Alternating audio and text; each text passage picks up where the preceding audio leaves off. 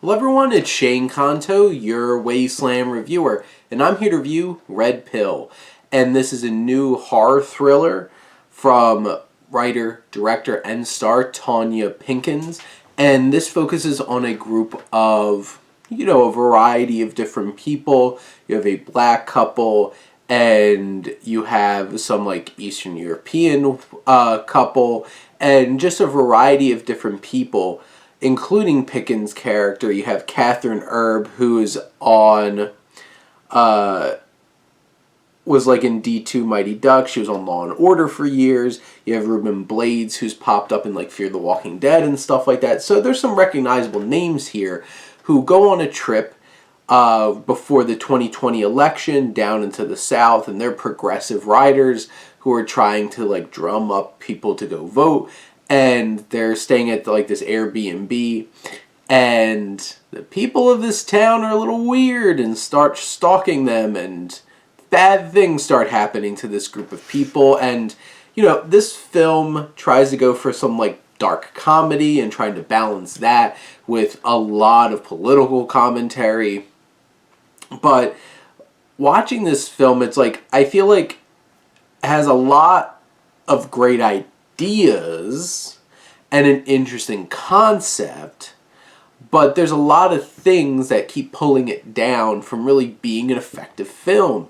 This is coming in the same vein as The Hunt and stuff like that. The Hunt is a much better film than this, and even The Hunt has a lot of its own problems. This film is way too blunt and on the nose about everything. There's no nuance, there's no subtlety, there's nothing interesting in how these things are being said. It's just how many politically charged comments can we throw out all at once.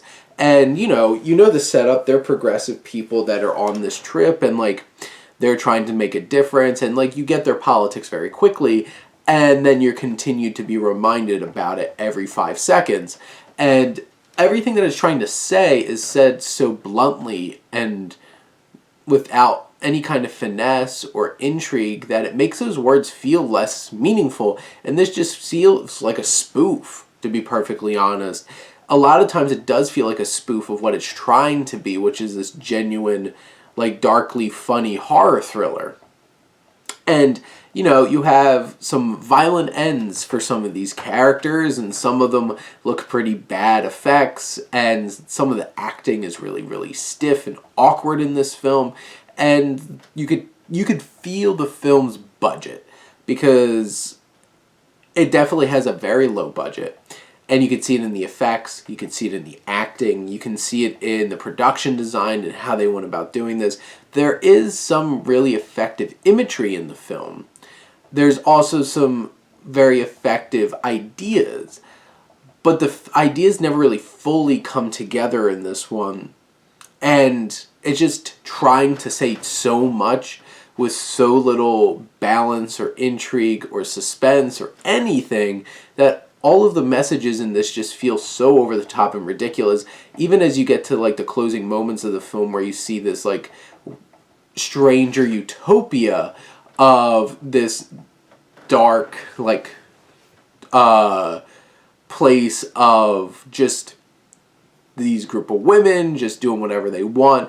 Very interesting imagery with symbols representing white supremacy, and there's nothing subtle about this. It's so on the nose, and which makes it so much less interesting.